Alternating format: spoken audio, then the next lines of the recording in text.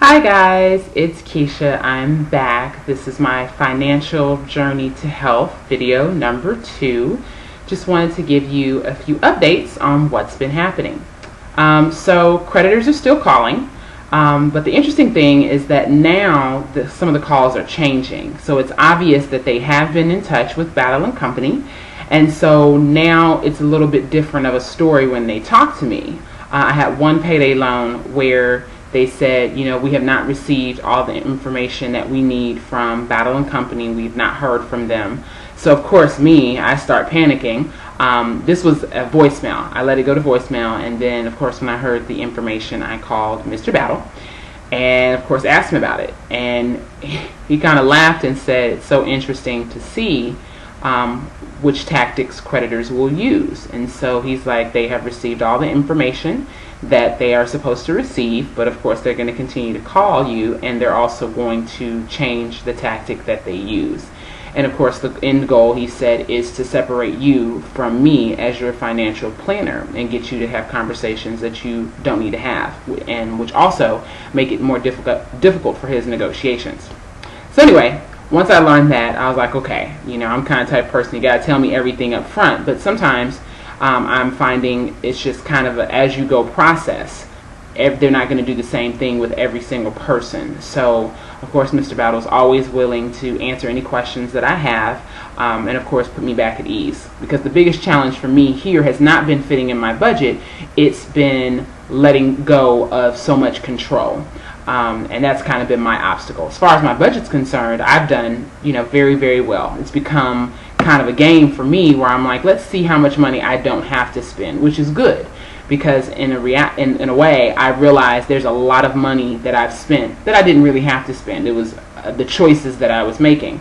So for me, my goal for the next 4 months is to keep $100 of what's in my budget. Not because I just have to, but because for me, as I said, it's a challenge. Let's see how much money you don't have to spend. Spending the money that of course is necessary to spend for groceries, for food, for cleaning supplies for the house, for clothes if necessary.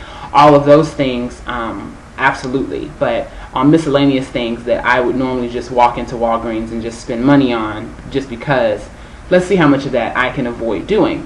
One of the things I also have noticed that there are items that I did not take account for when I was putting my budget together or giving what money I normally spend to Mr. Battle. So I didn't account for like cleaning supplies and all that type of stuff. I had accounted for food because I love food and food is so important, but I didn't account for taking care of my apartment. And of course those are expenses. Sometimes they're big expenses that come up, at once, but then sometimes they're also like little expenses, like buying laundry detergent, every few months. I normally like to stockpile stuff like that, and dishwashing detergent when they're on sale, but even still that's an expense that I did not account for. So what I've been doing is I'm using a personal expense tracker, and I put my budget together with all the items that we had come up with and the amounts, and that anything that doesn't fall into those categories I'm just putting as non-categorized. And so at the end of a few months, each month I'll be able to see where the money, the other additional money is being spent. So that'll be really good. And the other thing is that it allows me to take pictures of the receipts.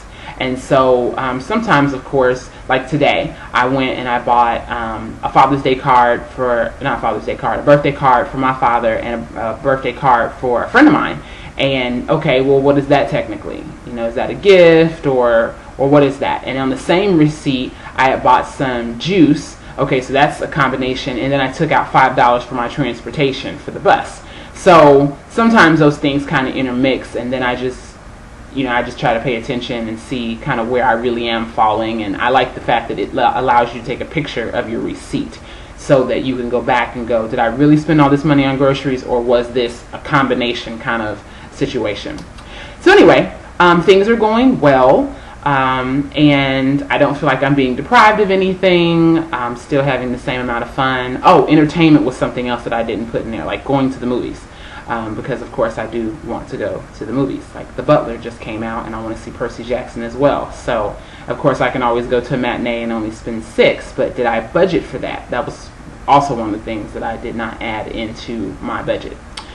So that's going to have to be adjusted. But anywho, I'm going to go now, and I will talk to you guys in a few days. By the end of this month, I'll be able to have another video because one of my cards would be completely paid off, and that'll be my emergency card just to get me out of any type of sticky situation that would be necessary. So that's kind of the backup card that Mr. Battle said. The rest of them are going to be paid completely off.